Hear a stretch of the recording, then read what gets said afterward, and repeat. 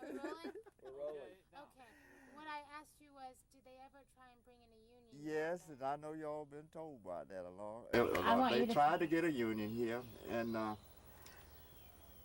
they found a lot of them because they had a scout out there finding out who was us, and if they found it out that you was kind of upholding that union or had anything to say about it, you fired. They thought they had it once, but they fired so many of them. They said you could be talking about a union there, you go home and stay. But they didn't get it. They didn't get it to go, but they tried their best to get it here. But most of the people was for that union, but they didn't get it through because you couldn't talk about it much. It'd fire you and it get you talking. You got to watch who you talk to about that if you want to go right down there, because they didn't like you to talk about that union. And they tried a years, and behind it another year or two, they come back and try it maybe the third time. They never did get it to it for some reason. I don't know why. I'm going to ask you that question again. When you answer, could you look at me? I know it's hard. Let's pick up that head just a Yeah. touch, sir. Oh, no, don't he'll do it. you Just pick up the we head. can't Oh, see look, your so I can eyes. see your eye. Yeah, that's There it. we go. Okay, now I'm going to ask you that question again. And I want you to look at me when you speak, okay? Because you were looking down at your clippers and I couldn't see your face, okay? Okay. And this time, could you tell me if you can recall what year? What years that was going on? Yeah. So I'm going to ask you, did they ever try and get a union down at the mill? It got so hot here. What years was that? It was one. It would go and come back by there, but lasted about 2 or 3 years, and they'd go and come back and try it again. But they never did get. They never did make. They never did get enough. I think they tried to have final day on and see what was getting in there where, but something helped them off. They didn't. They never got it to get through. And I don't know why, but they did. You just mentioned that there was somebody who was out there listening. Oh yeah, Can you mention that? Say what that person did and what that did for the trying to bring the union in. Well, yeah, they were most of them was against that union, and they was and they didn't want no union because they're making the people money, but it would have helped us. It would have helped us a great help. When I say us, I mean the man that wasn't making anything, not enough to live. But most of the people wasn't a union, but they was making pretty good money there without a union. People that wasn't making anything would try to whisper around that to hope they'll get it. If you just said something like that, and they get back to the others, you also ought not to say it. If you wanted another job that was keep on working with them. They let you go because they didn't want you talking about their business. No, were you ever approached, and please repeat my question in some way, were you ever approached to join the union? Me? Well, I'd have been glad if we'd got a union. I'll just tell you the truth, but I figured we needed a union because we weren't making anything and pay the dues and all. But I never did speak about it to people, the public, because when you go to let everybody know what you're talking about, first thing you know, you done talk too much. But I'd appreciate having a union. I would at that time. Now, back in the 1930s, there were, did you know any folks that were working back in the 30s prior to your coming into the mill? In the early 30s, 33, 34? Well, as I say, I didn't go to work there till 39, but I know some of the people that worked there, of course. So I'm going to ask again. There was this big national strike, took place all over the country, and it took place here in Hogansville. And there was a man here named Homer Welsh. Remember him? Maybe? Homer who? Homer Welsh. No, I don't think I know Okay. him. All right. Well, I just wonder, George asked you, I'm going to ask you again, you remember any of the stories that you might have heard about them trying to bring a union in 1934, when there was a big strike. Do you remember any of the stories that you might have heard about that? No, You were 22 years old at that time. Yeah, I was out on the farm. I was on the farm then. I didn't come to town much, but raised out in the country boy. I didn't know much about politics and union, thing like that.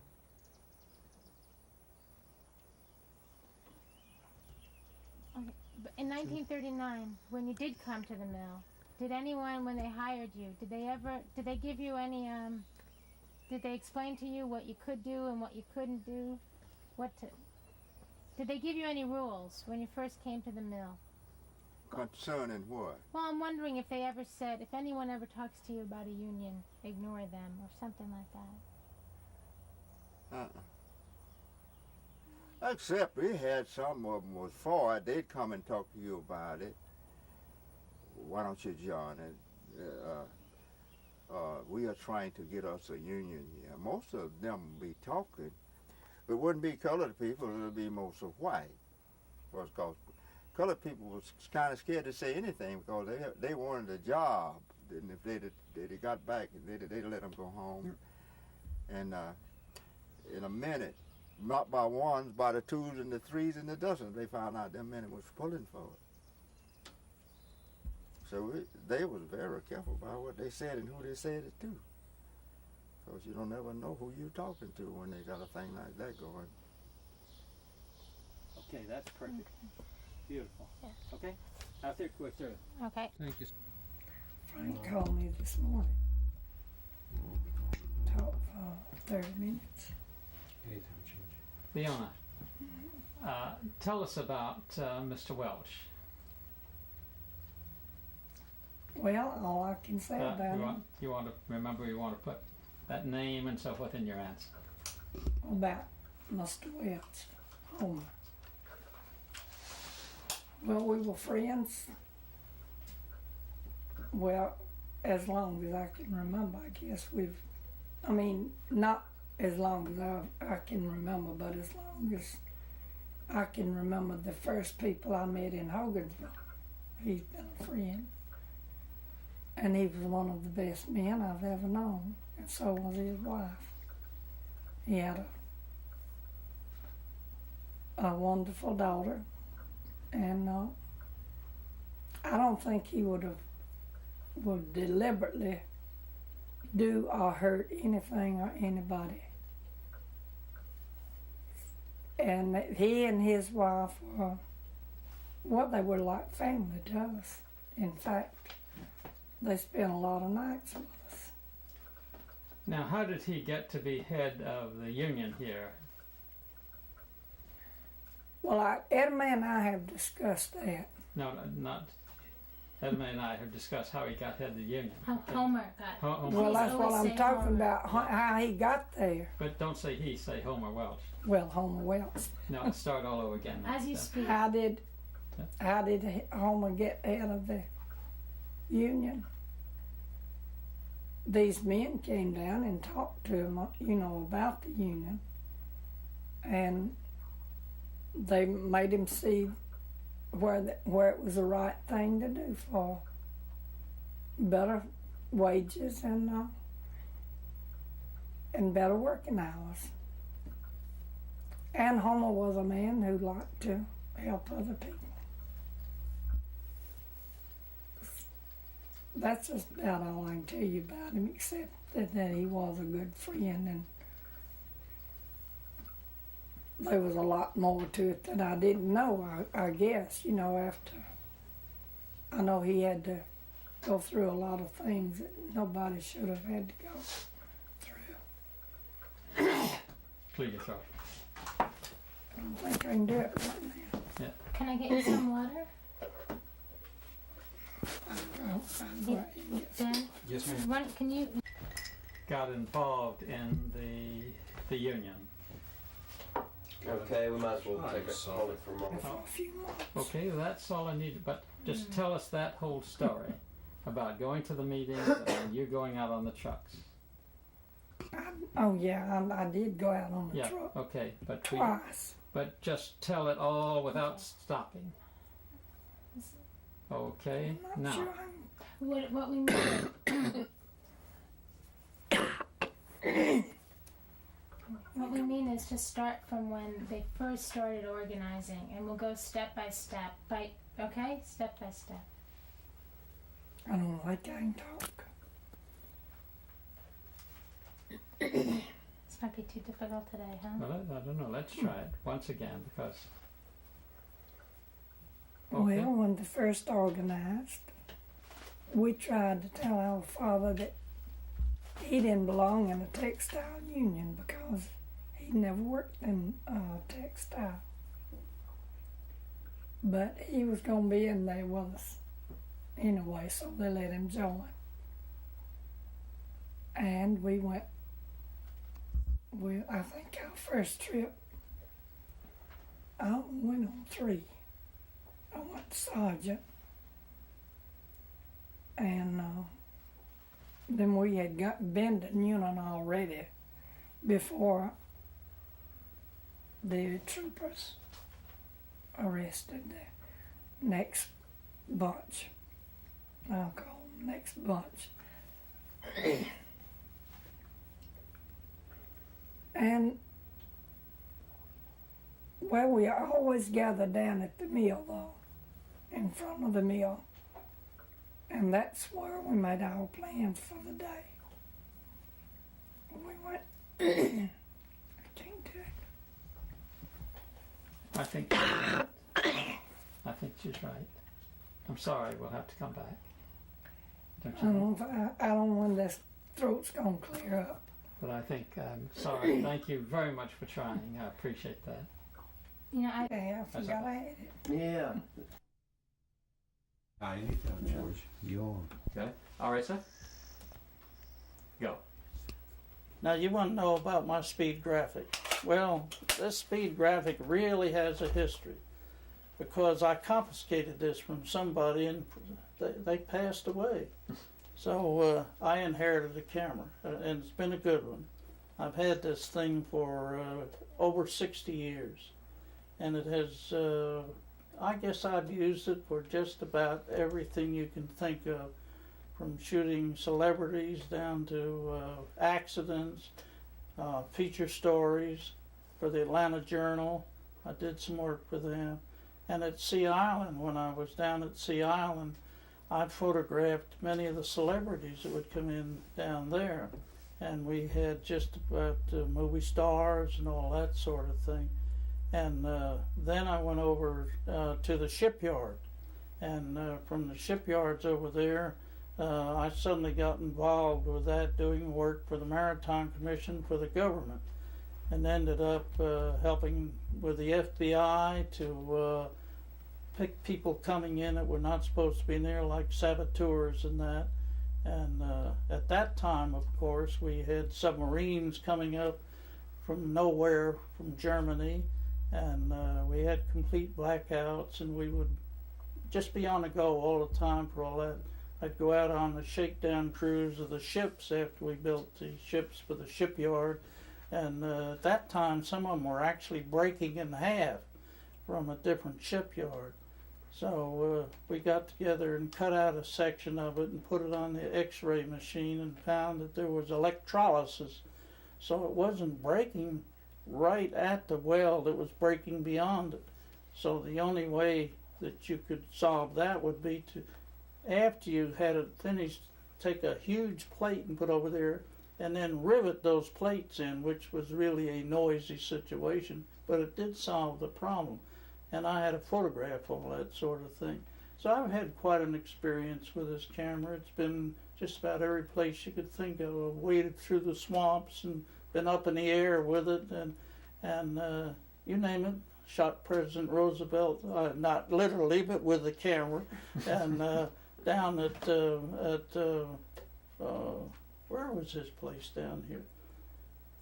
Anyway, then when he passed away, I went down there to make some shots for the Atlanta Journal, and back then we was using Kodachrome, and that had to be sent to Washington, D.C. to be processed by Kodak. Well, I was down there making some pictures, and it was hot, and the gnats were terrible. And I had a changing bag to change film. And I pulled all the film out and put it back there. And somehow or other, I put all the same film back in there. And I had one picture out of 25 shots that we could use. Fortunately, I got by with it, and I never did tell them what happened. Okay, now tell us about just saying that this is the camera I was using most of the time. Oh, no. But when I a roll. Okay. Now, on the Callaway situation back in the 30s, Depression time, strikes going on, and the Union was up and coming and very, very, very adamant and physical force and that sort of thing. And they would try to incite riots to storm into the plants and that sort of thing. Well, the Callaways, of course, at LaGrange, they were really owners of the whole town, you might say. They supported it, and they were well liked. They did right by the people. But they had to lock out the workers because they were afraid of sabotaging in the plant. And I had a call from down there to come down to make some motion pictures. At first, all they wanted to do was set the camera up and shoot toward the crowd that was out there and to try to pick out any of the Union crew if we could, because they did not like to be photographed. And the first time I went down there, and we fixed up or just rigged a platform, get up high enough to look down on it, and that way you could see some of them start turning their heads and they didn't want to be photographed, and they would disperse. Not all of them, but most of them. But the Union people, they were pretty quick to turn their back toward the camera, and they sort of hushed up.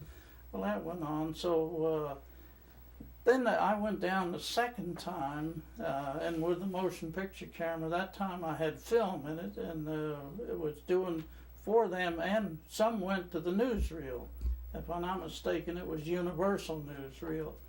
And looking down on the crowd, and I think they realized that this was actually going to be the newsreel, because I brought a different camera. The first one I had was sort of a box-type camera, which was a good camera, but they didn't know. But when they saw a real camera up there, they were quick to kind of disperse and get out of there. And as you look down on there, most of those workers didn't really like being locked out. They would rather be at work because they were good people. They were really good people. And you have outsiders coming in and inciting this sort of thing didn't sit well with anybody. So it was quite an experience going down there, and you felt like maybe it was helping a little bit. Now, I was a stringer as a cameraman, and I'd always get the lousy jobs, you know how that works, see. But to me, I was a kid and happy-go-lucky, and all that sort of thing. Didn't have any money and wouldn't know what to do with it if I had it. So I really enjoyed doing that. But it was depressing to see these people who work hard day in and day out and really don't have anything to mount anything, just eking out a living. So it was an experience that I guess I will never forget. And it was really a nice feeling when all that was over and they opened the gates and went back to work. Because following that, not too distant future after that, they had a huge parade in town and all that. And I went back down there and photographed, and that was used in a theater. And I remember that we needed background music for that. And we didn't have any background music that was suitable for that sort of thing. Well, I found a film that had the sound on it of all the king's horses, I believe it was. So I looped that, and through 45 minutes of pictures, everybody having a good time, seeing themselves, but we played the king's horses over and over and over again.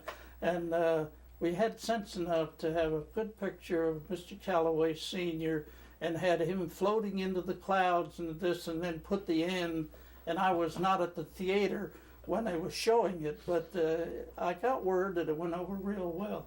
So that was sort of the experience down there with that. Do you know what happened to the footage? Well, no, I can't answer that. I believe that... I don't know what happened to the footage. Okay. Oh, I'm sorry. I do not know what happened to the footage. That's the only way I can put it. I surmise that it went to Callaway and some of it went to Universal. And that's about the extent of it. Now, that's perfect. Perfect. Beautiful. Cut. And camera cut. No, start again. The way I got started in motion picture business. Go ahead. All right. Now, the way I got started in the motion picture business, I was doing still photography. And we'll need to start. Oh. Okay, and stand by please, and rolling, and anytime. And everybody quiet for a second. Including the sound man. Mm-hmm. Okay. Anytime, sir. the way that I got started in the motion picture business was really kind of funny in a way. It wasn't at the time. And I was up in the Glen building working with a commercial photographer.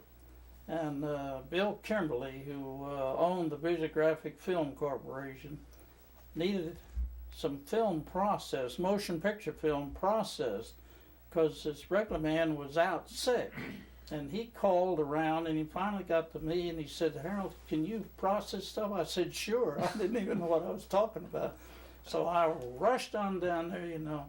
Well, you know, in those days, you had the racks that you put the film on. They'd hold 100 feet of film, and you'd dunk them down in the tanks.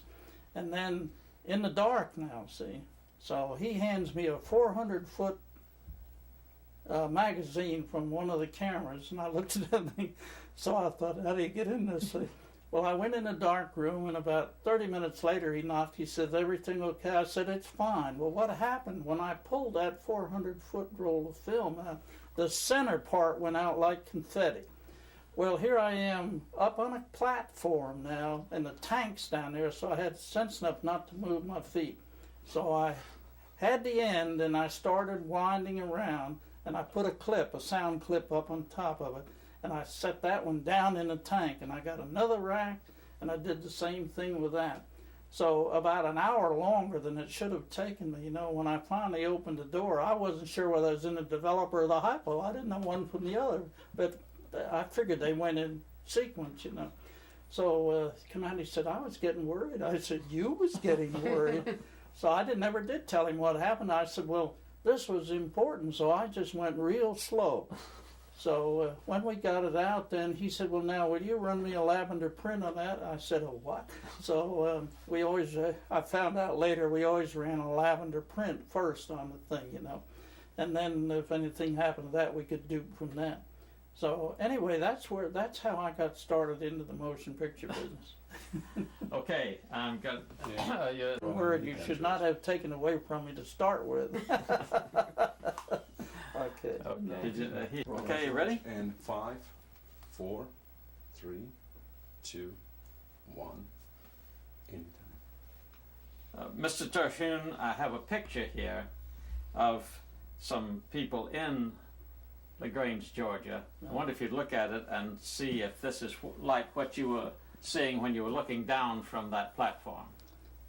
All right. Oh, yes. Yes, this is it. I'm telling you, I'm glad to see this picture because I can spot some things here right now. For instance, when I had a camera pointed this person down here on the lower left-hand corner down here waving his hat, he was just one of the clowns of the town, I believe. He was having a jolly good time. But you see some of them trying to turn around a little bit. They were not too enthusiastic. They just didn't like being photographed. And over here I can see one that's completely turned, and that has to be a Union man. It has to be, because those people were very sneaky about trying to incite things and then not showing themselves in it. And these people here, you know, they all have clubs and everything, and most of them would not have used them if they were told to use them. They just wouldn't do it, because these are good people here, and they're hard-working people. They did resent being locked out. And it was hard for Mr. Calloway and those people to explain to them that the reason that he had to lock them out was because the union wanted to get in there and tear the equipment up. He just laid it on the line to them. And after they realized that, and it took them several days or a week or 2 weeks, whatever, then they just started dispersing and they wouldn't even show up anymore. Did you see any weapons in the hands of the strikers? Now, I can't honestly say I did. I thought I did, but I can't be real honest about that and say that I actually saw a weapon. I saw what I thought was maybe a pistol in a person's belt. I did not see any like rifles or shotguns like that, but if you'd look around, some of them would bring weapons, I'm sure. You get some rednecks, and they'll do anything just for the heck of doing it. They don't care. They're like bullies. But the majority of the people were not that type of person at all. But this is most interesting here because it depicts exactly the way it was. Now, you speak of outsiders. What do you mean by outsiders? Well, now the union brought a lot of people in. They would get people and pay them a measly little sum and bring them in a truck and want them to disperse into this crowd of people and try to egg them on to just break the gates down. They want them to storm the gates and break the gates down. But these people knew Mr. Calloway had always done right by them, and they would not do that. And finally, I think it got through to the union that these people were getting sort of mad with these people they brought in from out of town. They just did not like that. Again, back to outsiders. Where do you think the outsiders came from? Well, I can't incorporate my question in my answer, in your answer. Well, now, where the outsiders came from is a tough question, because I have a feeling that they went to small towns and they would recruit people and pay them a few bucks. Come on in, we want you to do a job for us. And they didn't even know what they was getting into till they got there. Then they would dump them out and get them to go in with the crowd. And some of them wouldn't even bother to do anything, and others would get pretty bully with them, you know. But I think they recruited them from different little towns, and then they'd take them back that night. They didn't even feed them, I don't think. They just pay them a few bucks, and you're on your own. And I'm sure they left some of them there, and they had to get back the best way they could. But that's really the extent of it. Did you ever see any troops in LaGrange? No, the troops were brought in, but I was not present at the time that the troops were actually there. I did not see that, and I was not called back to do anything on that. What about the local sheriff and the plant guards? Well, now, the plant guards, of course, they were paid differently than the workers were.